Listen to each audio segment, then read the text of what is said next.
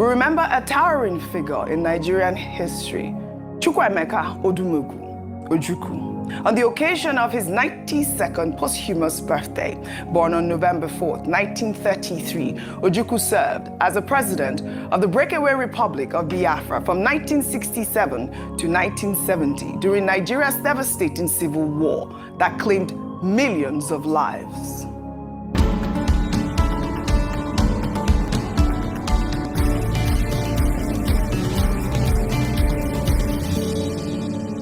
As military governor of the then Eastern region, Ojukwu declared the independent Republic of Biafra on May 30th, 1967, following widespread killings of Igbos in northern Nigeria. He commanded the Biafran forces throughout the Nigerian Civil War against federal government troops. Following Biafra's defeat in January 1970, Ojukwu fled to Côte d'Ivoire, where he lived in exile for 13 years before receiving a presidential pardon from President Shehu Shagari in 1982. Upon his return to Nigeria, he transitioned into politics, contesting the 2003 presidential election and contesting as a senator representing Anambra State. Ojukwu died on November 26, 2011 in London at the age of 78. Before his death, he granted a series of interviews reflecting on the devastating effects of the Civil War. The war was not Ojukwu's war.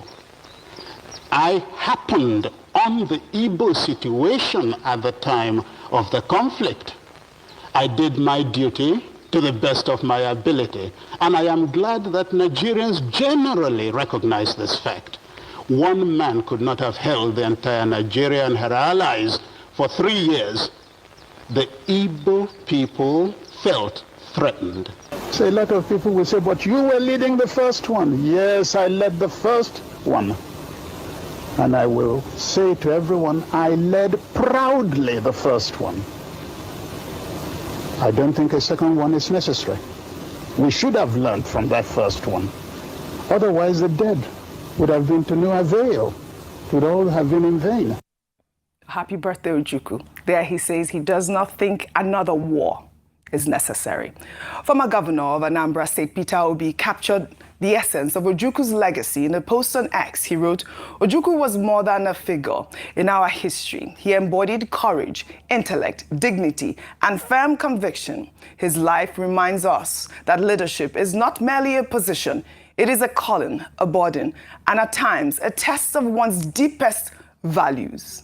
May his soul continue to rest in peace. I mean, I wanted to highlight this milestone because we're at crossroads right now in Nigeria, whether or not there's going to be military boots on ground from the United States or the federal government is going to collaborate with the United States forces to tackle insecurity is the most important time of our life. I believe Nigeria will survive at this point. I don't think... I'm optimistic. I'm so bullish. Yes. I've never been that bullish. I've never been this cocksure about anything that Nigeria will survive, but we need to get leadership right and do well. We need to get leadership right, and we need to protect every Nigerian. No Nigerian deserves to die, be it Christians, Muslims, or anyone at this point. I'd love to thank you all for your great analysis.